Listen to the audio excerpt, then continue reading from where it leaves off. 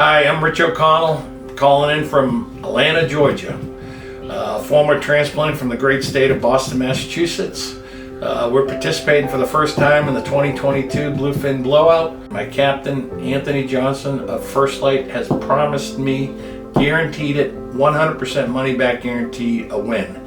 So second place is still up for grabs. I could not be happier to participate in this event, as my father, Daniel Joseph O'Connell, suffered greatly from this disease, and it eventually won the grinding, painful, dignity-stripping disease, as it always does. My father was an Irish Catholic who grew up in South Boston, Toomey Court way, the old-fashioned way, simply hard work.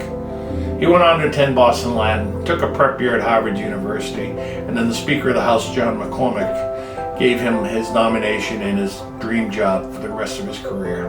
And he went on to a very successful career in the Navy and retired with honors after 20 years serving his country. He would always be up for whatever challenge, and often as a young kid I remember him saying, with pride and vigor, "Reporting for duty, sir." And he would undertake whatever the challenge was. He was really good at tackling the difficult immediately. The impossible might take a little bit, but he always stood to watch. To me, he was much more than a successful naval officer. He definitely stood to watch and guided the 6 O'Connells through life. 2 sisters, 3 brothers, and myself. To very successful careers, and we never shied away from our responsibilities. Dad was proudest of the education all his children received.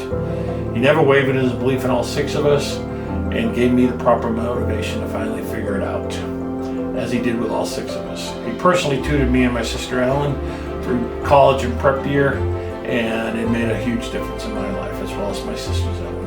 Alzheimer's carries much guilt with it, since when it begins you have no idea what is going on, and you keep making accommodation after accommodation for behavior that my dad would never exhibit. And the realization that this happened to my dad is beyond any words I can use to describe. He is in a diminished state, and it is his swan song.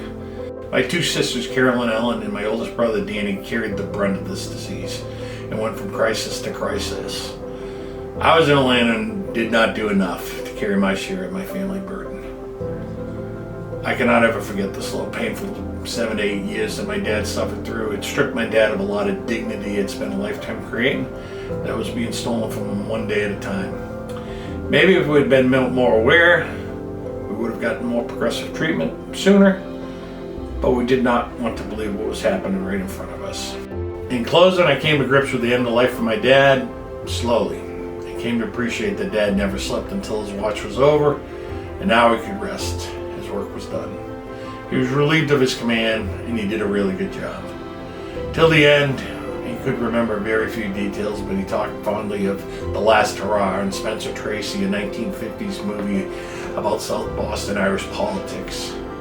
Please join me as my dad sings a farewell song, his favorite song, Danny Boy. Boy, oh Danny boy, pipes, the pipes are calling from glen to glen and down the mountainside.